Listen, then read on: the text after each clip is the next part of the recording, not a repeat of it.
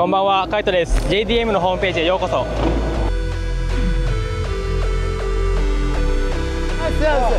No problem. Patrol members be advised. A street racer has just been reported eastbound past Diamond Park, requesting you to head up. More details on that call. Can't flow supposed till we bubble up. Like you say, swimming if I can't flow. With the tape, rip it clean slate. Here we go. Driving like Geronimo. Popping trap, can't flow supposed till we bubble up. Zoltán, kedves, ön ismét gyönyörű mai napon is. Nagyon szépen köszönöm a dicséretet. Nem én üvöltök belülről, hanem a gyerek. Egy nagyon izgalmas helyen vagyunk, és ne zavarjon senkit, hogy át fognak menni a képen többen, hiszen egy nyilvános helyen vagyunk. De még mielőtt rátérnék, hogy pontosan mi is ez, előtte gyorsan azért elmesélem nektek, hogy a mai napon arra ébredtünk, hogy vízszintesen szakad az eső, de ami sokkal szebb, hogy 100 km/h szél van, és ugye tudni kell Japánról, hogy eléggé gyanúsan földrengés veszélyes hely, meg hát ugye ezt tudjuk, hogy azért tájfunok is, meg minden egyéb ilyen természeti földi jó, abból ők azért elég jól el vannak látva, és azt vettük észre a Viktorral, hogy a 100 km/h szél, amiben mondjuk mi megmozdulni nem tudunk, tehát az delta gyerekek, delta, azt itt senkit nem zavar. Tehát nekik ez így a hétköznap, gyerekek nyugodtan kint játszanak, az olyan szélbe, hogy engem eltol. Viktor elővette a kamerát, és ahogy elővette, a 90%-os páratartalomban, mert mondjuk a szél meg az eső mellé 33 fok van, hogy azonnal lepárásodik mindenünk. És azt akartam megkérdezni kis barátomtól, hogy ez egy, hogy éli, kettő, ez mennyire jót tesz a technikának? Hát a technikának szerintem talán, hát remélem, hogy nem fog berosdásodni ezután minden, így hosszú távon. Én élem meg, mert nyilván kijössz, és a friss zuhanyzásból és a bőröd egyből olyan, mintha ilyen, nem tudom, technokollal végig folyatták volna, és ugye egész nap olyan is marad. Úgyhogy hát ez egy ilyen sztori, sajnos el kell viselni. A content érdekében mindent. Mindent. Ami érdekes, hogy nyilván kint akartunk volna erről beszélni, de hát kint nem lehet, mert nem hallanátok. Úgyhogy akkor most elmondom, hogy hol vagyunk. Ez konkrétan az Umi-Hotaru nevezetű mesterséges sziget, egy 650 méter hosszú mesterséges sziget, ami a tokiói öbölnek hát gyakorlatilag a keresztül jutását segíti. Ahogy látjátok, az egyik végén van egy híd, a másik végén pedig nem látszik, de ott pedig alagút van. Ugyanis 1989-ben elkezdték ezt építeni, és 1997. decemberében meg is nyitották, miközben arrébb sétálgatunk a különböző képekhez. Tehát meg is nyitották ezt az öböl átszelő kis lehetőséget, ami gyakorlatilag Yokohamát köti össze Kisarazuval, ezt úgy kell értenetek, hogy mondjuk egy 100 kilométeres körből csinál egy 30 kilométeres levágást, nyilván jó sok pénzért, tehát nem olcsó ezen áthaladni ezen a hídalagút együttesen. Egyébként az ilyen vegyes hídalagút verzióból ez a világ negyedik leghosszabb históriája, és magát ezt a mesterséges szigetet, ezt azért és úgy építették, hogy úgy nézzen ki, mint egy hajó, ezért van például irányítótornya, ezért van tele mindenféle hajós cuccokkal, ezért van hajópadló az emeleteken, ahol egyébként bevásárlóközpont van, kajádák vannak szokás szerint, tehát mindent lehet csinálni. Sőt, tudomásom szerint egyébként nagyon vicces, mert a világ egyetlen olyan mesterséges szigeten lévő plázája, amit 360 fokban víz vesz körül, hiszen ez egy mesterséges sziget, 8 kilométerrel vagyunk egyébként bent a tengeren, és innen még tart, vagy 17 kilométeren keresztül az alagút, hogy átérjünk a túloldalra. Nyilván egy nagyon menő sztori, és látszik a helyiekből is, hogy vasárnap kijönnek kajálni, meg kihozzák a gyerekeket játszani, és tényleg azt lehet gondolni róla, hogy egy hídon, hogy egy hajón vagyunk közben, ugye egy mesterséges szigeten. Az építési költség maga volt egy 11,2 milliárd dollár, és azt mondják a tokióiak, hogy nagyon jót tett a forgalomnak, mert hogy amikor körbe kellett menni az egész öblöt, akkor nyilván még nagyobb dugók voltak, ez azért valamennyit segít rajta. Ahogy mondtam, fizetős, ez már nagyon sokszor szóba került, szerintem meg még fog is, úgyhogy mennyire drága az autózás. Mondom az árakat, hétvégén olcsóbb, ne kérdezzétek, hogy milyen, szombaton meg vasárnap olcsóbb, akkor csak olyan 2500 forint átmenni A-ból B-be, viszont egy normál hétköznapon viszont ilyen 7500 és 10.000 forint között fizetsz, attól függ, hogy milyen autóval mész. Itt is nyilván kedvezményt kapnak a kejkárok, ugye a kicsik, amiket már szintén tanítottam, amiből itt nagyon sok van, az autók 50%-a kejkár. A mi általunk is használt normál autó az már egy drágább dolog, viszont hogyha használod ezt a ETC kártyát, amit mi is használunk, ugye, hogy nem kell állandóan fizetgetni, hanem majd a végén, a bérlés végén fizetünk egybe, tehát ezt az előre fizetett kártyát, akkor azzal egy ilyen 15-20%-ot lehet spórolni.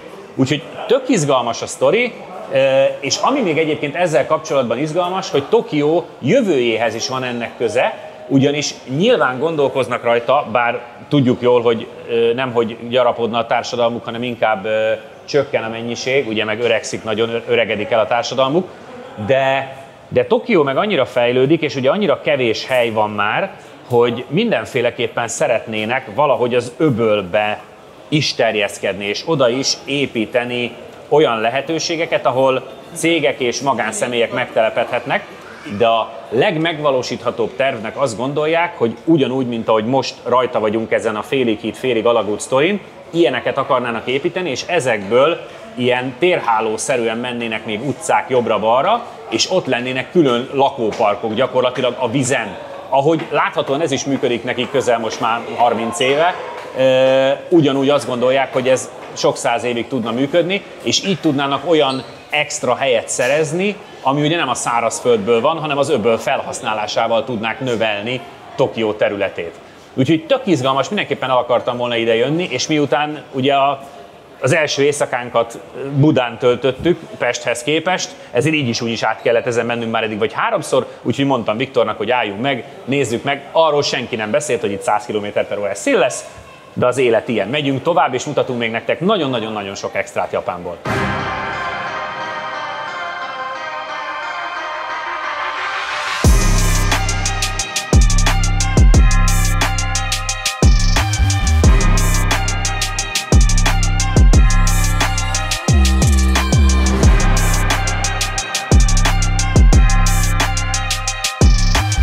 Most, hogy remélhetőleg nem fáztunk meg Viktorral, és a rendkívüli komoly tájfunos időjárás, a szakadó eső és a szél bekergetett bennünket egy múzeumba, szerencsére nem csak ilyen papírmasék vannak, hanem vannak sokkal-sokkal izgalmasabb autók, hiszen egy estéi Subaru múzeumban vagyunk, ami itt egyébként az egyik vezető kereskedőnek a kereskedése mellé fölé van fölépítve. Nem túl nagy, de nagyon-nagyon sok olyan izgalmas kocsi van benne, amit egy igazi Subaru szerető, vagy egy igazi benzinvérű ember nagyon-nagyon szeret, és itt az egyik első, ami ugyan nem versenyautó, de szerintem az utcai Subaru Imprezák közül talán a legismertebb és a legizgalmasabb, és ha Viktor a felni forgatása után eltolad szépen hátra, akkor azt is megnézhetjük, hogy ez pontosan melyik autó, hiszen ahogy látjátok is, alapvetően ki van szélesítve több helyen, nagy szárny van rajta, elől-hátul sokkal nagyobb lökhárítók, és a lényeg az pedig itt van, a 22B felirat. Ugye ez egy nagyon különleges egyedi autó volt, amit a Subaru a fennállásának a 40. évfordulójára épített, valamint ha már ez megvolt, akkor az ide véget azért a harmadik rali világbajnoki címük megünneplése is gyorsan időszerű volt. Ugye ez egy 1998-as kocsi, és csak hogy az adatok mennyire fájdalmasak, hogy összesen ide a japán belpiacra gyártottak belőle 400 darabot, és még ezen kívül 24 darab került exportra. Tehát ez egy, úgy szokták mondani a britek, hogy igen rare, tehát egy eléggé ritka kocsi. Pontosan ezért az ára is nagyon magas, és pontosan ezért nagyon-nagyon szeretik is. Nekem őszintén szóval egy picit meglepő volt az, hogy itt a kereskedésben, illetve a múzeumban bárki kinyitogathatja, bárki beleülhet. Én megmondom őszintén, egy ilyen autót nagyjából bakra szerelve tárolgatnék. Ami érdekessége még, nyilván vágóképpen azt is láthatjátok most, hogy a hivatalosan ebben a korban szériának tekinthető 2 literes turbomotorhoz képest ez a 22B és a 22R-re utal, ez egy felfúrt 2,2 literes motor, a B pedig a Bilstein futómű szetre utal, ezért lett ő ugye 22B. De miután ezekben az időkben, ugye még itt a 2000-es évek előtt volt ez a Gentleman Agreement, amit már szintén talán említettünk is, és még fogunk sokszor említeni a japán gyártók között, hogy a kelykárokat 64 lóerőben maximalizálták, az összes többi komoly autót pedig 276 lóerőben egészen pontosan.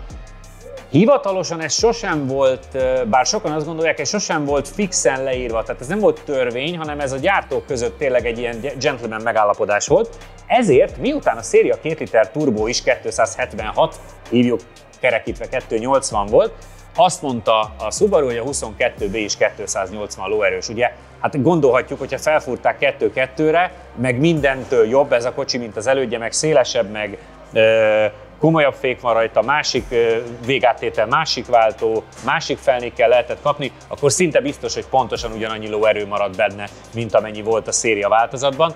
Úgyhogy fogadjuk el azt, hogy ez valahol olyan 350 lóerő körül van. Ami még izgalmas benne, hogy különbözik például a motorházteteje is teljesen attól a széria változattól, amit korábban ebben a korban lehetett kapni. Ennek az egyedi 22B-nek sokkal több rajta a beömlő, hogy még jobban hűtse a motor, de amiről igazániból felismerhetitek, az nyilván a kupé kaszni, hogy 3 ajtós, meg a szélesítés. De hogy ne csak utcai autót mutogassunk innen a múzeumból, szerintem menjünk el és nézzük meg a Subaru Motorsport történetét, mert nagyon szexi kis modellautókkal, ugye ezt is már láthattátok, hogy a japánok imádják a modellautókat, például a Liberty Valknál ugye az egyéves évfordulóra gyártott egyedi kis modellautó eltűnt egy óra alatt, mindenki megvette. Na most itt is úgy van, hogy picike modellautókkal megvan az egész Subaru Motorsport történet. Fussuk azt gyorsan végig!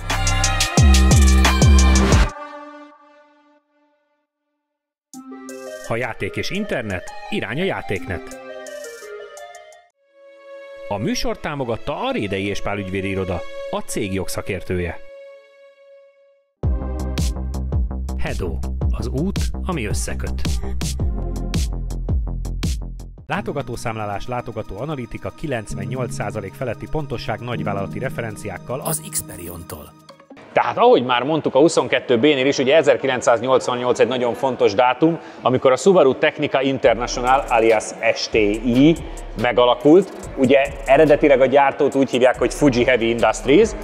Az első időszakban itt vannak még a jó kis legacy-k, amivel egyébként elképesztő filmeket lehet találni a neten, hogy hogyan mentek még Colinék, és aztán megérkezik később az Impreza, elkezdődnek az első VRC jelenlétek, az első VRC versenyek, és 1995 a nagy vízválasztó, amikor is ugye Colin megnyeri a pilóták világbajnokságát, és megnyeri a Subaru az első VRC csapat, illetve gyártói VB címét, és nem kell nagyon arrébb menned sokat, Viktor, mert 96-ban is ezt sikerül megismételni, és 97-ben is sikerül ezt megismételni, és ugye ez a 3 egybefüggő év, ami miatt a 98 olyan nagyon fontos lett nekik. Ugye 98-ban új fejlesztésű autó jött természetesen, nem volt annyira sikeres év, viszont ugye ez volt a 40 éves évforduló, és itt ünnepelték a 22B autóval azt, hogy ennyi ideje benne vannak a motorsportban.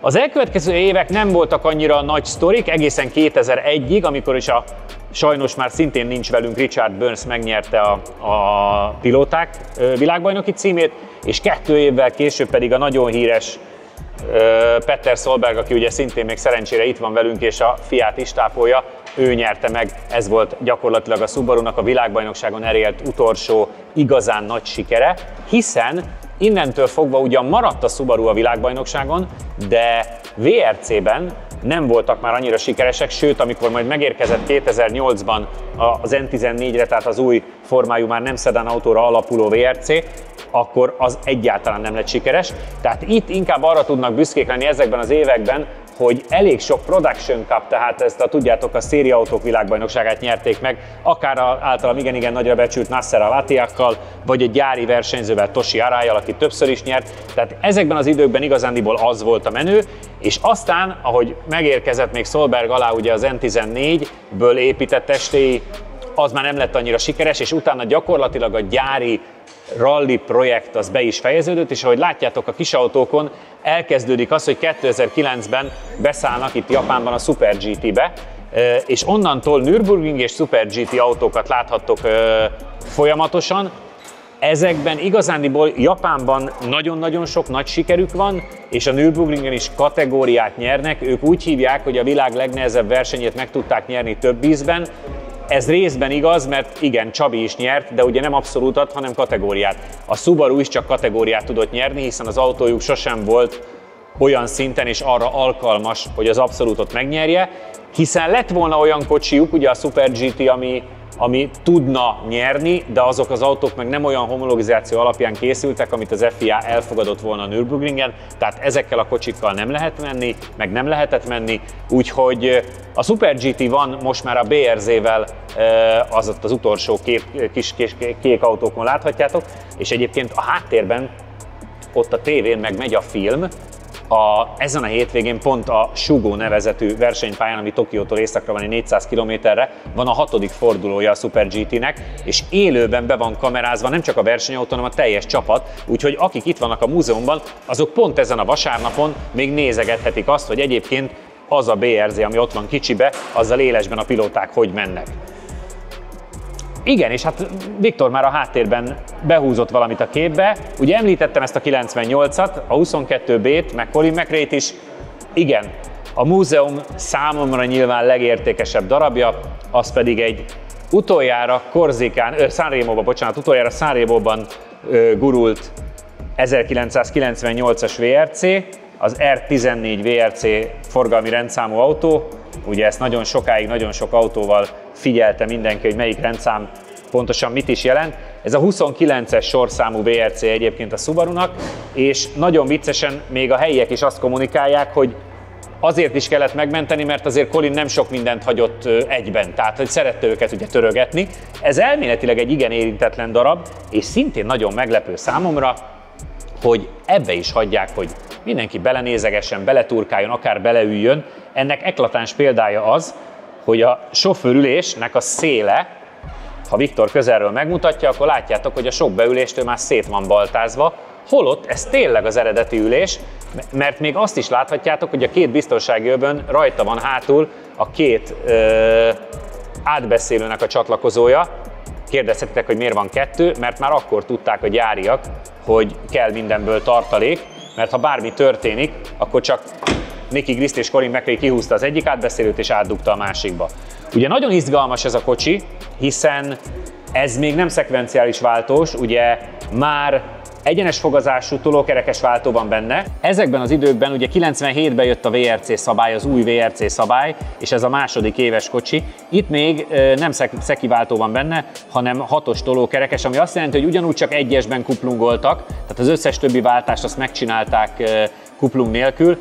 Ami izgalmas, hogy tele van karbonnal a kocsi a súlycsökkentés miatt, még a kis rövid kéziféknek a karja is full karbon, de eredetiben benne hagyták a ablaktörlőnek a kis kezelőjét, ez egy eredeti szerv. A navigátor lábánál, Nicky Grist lábánál már akkor ott voltak a duda, az ablakmosó és a Tripmasternek a nullázója, úgyhogy ez még egy eléggé, a mai szemmel nézve egy eléggé még egy eléggé régi verzió, de hát attól még az, hogy egy ilyennek a közelébe kerülhetünk és egy ilyenbe beleturkálhatunk, az számomra óriási élmény. Még elképesztően sok kapcsoló van, ahogy látjátok, tekerőgombok, ezek ugye ma már mind digitálisan működnek, már mind a kijelzőn, vagy középen lent, még egy Rally 2-es autóba is lent állítasz már mindent.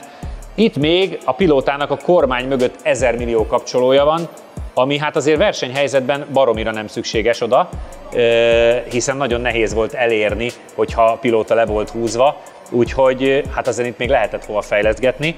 De ettől függetlenül az, hogy ez a kocsi itt van és ezt megvédték, számomra ez óriási dolog. A vágóképeken látjátok nyilván, hogy bele is néztünk a motortérbe. Az is nekem egy picit nyilván mai szemmel nézve már elavult, de hát azért ne felejtsük el, hogy ez egy 30 éves technika, úgyhogy ez egy nem mai csirke, de nagyon-nagyon, el is csuklik a hangom egy picit, mert nagyon-nagyon menő, hogy egy ilyen autó itt van.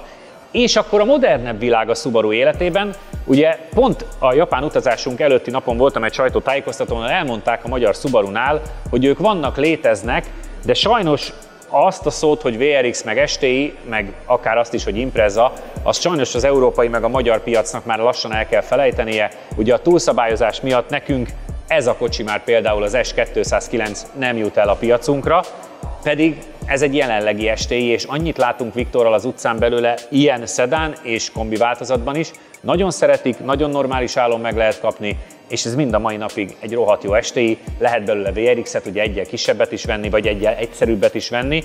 Úgyhogy nagyon szomorú vagyok, főleg úgy, hogy látjátok balkormányos, tehát jó lenne nekünk, de nem kapjuk meg. És akkor a kiállítás vagy a múzeum vége pedig a két Nürburgringes autó, ugye ahogy említettem már a kisautóknál, a Super GT mellett, tehát a japán versenyzés mellett nyilván Európában is versenyez a Subaru. Számomra kicsit meglepő módon ezzel a kocsival, amit igazániból kevés piacon lehet Európában megvenni, de mindegy, ez már csak egy részletkérdés. Ez egy 2015-16-ban futott autó, ez meg egy 19-20-ban futott autó. Ezekkel az SP T3-as kategóriában versenyez egyébként a Subaru, mindig több autóval, és nagyon meglepő, mert mindig a cégvezetés is beül egyébként egy-egy autóba, vagy a cégvezetők közül is ülnek versenyautókba, ezzel is mutatva azt, hogy a cégnek mennyire fontos az, hogy jelen legyenek a motorsportban, meg hogy egyébként azok a cégvezetők, akik döntéseket hoznak a Subarunál, azoknak mind a mai napig legyen versenytapasztalata. Ezzel egyébként homlok egyenest ellentétben áll az, amit én a sajtótájékoztatón hallottam, ahol azt mondják, hogy az STI, a VRC és minden ilyen szavak az a múlt, de hogy a jövő nem ez, hanem például a Solterra elektromos autó, vagy azok az SUV-k, amiket a magyar piacon is lehet kapni. Ezek tehát az izgalmas autók, de még mindig van olyan, amit érdemes innen megmutatni a múzeumból, úgyhogy tartsatok továbbra is velem. Támogatunk a sportruházat és a küzdősportok szakértője a BP Fight. ProGame Goldex Kft. Professzionális élelmiszeripari megoldások. Ha játék és internet, irány a Játéknet. Látogatószámlálás, látogatóanalitika 98% feletti pontosság nagyvállalati referenciákkal az Xperion-tól.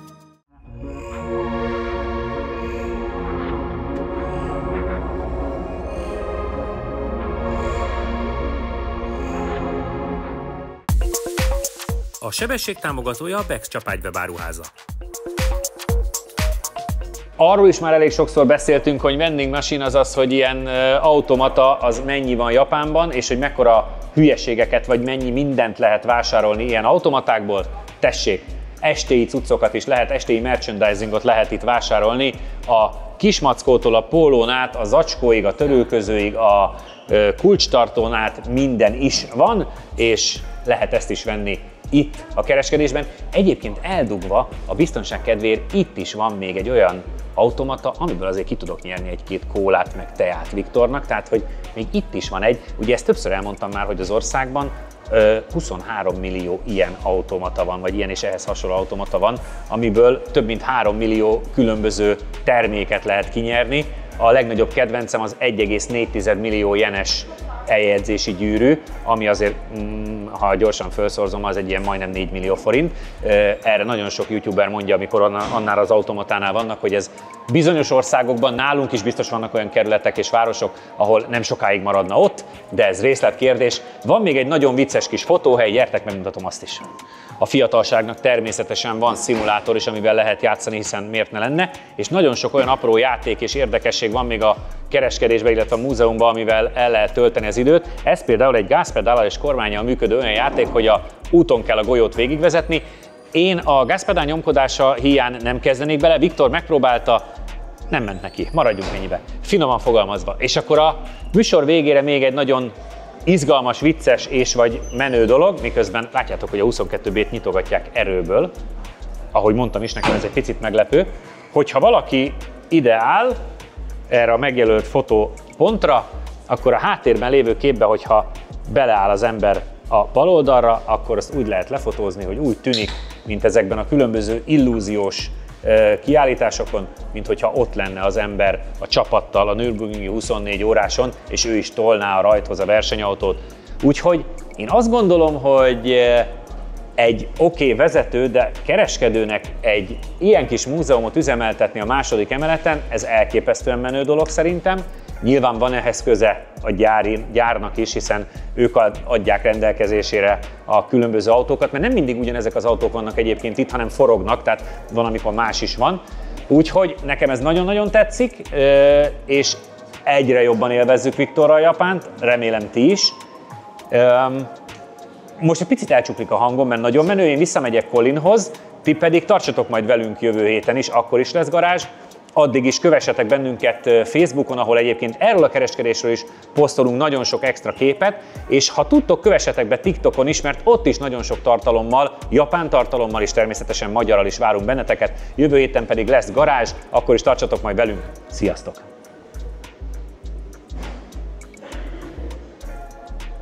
Látogatószámlálás, látogatóanalitika 98% feletti pontosság nagyvállalati referenciákkal az Xperion-tól.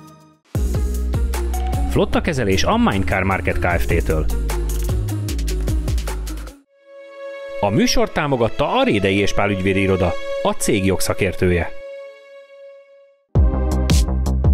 Edo, az út, ami összeköt. Gumihotel gumiszerelés a Grand Gumi Kft-től. Ha szeretnéd, hogy tiéd legyen egy egyedi uptiming mellény vagy baseball sapka, nincs más dolgod, mint a Szakál Metal webshopján regisztrálni a laptiming kóddal. Így azonnal kedvezményesen tudsz vásárolni. 5000 forintos vásárlás fölött automatikusan tiéd ajándékba a sapka, míg 15 000 elköltött forint után az egyedi mellény.